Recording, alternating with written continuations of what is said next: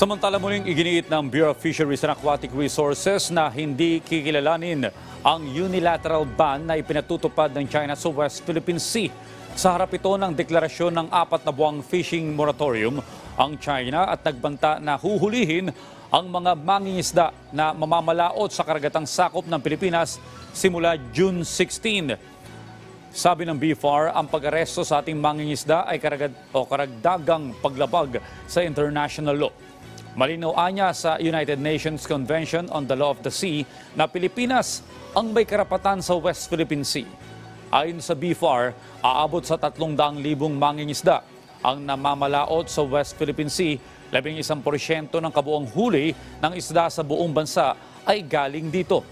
Kaya pinalalakas ang kapasidad sa pangingisda sa tulong ng Layag West Philippine Sea Project ng BFAR sa pamamagitan ng pamamahagi ng gamit sa pangingisda, gasolina, pagkain at iba pang ayuda.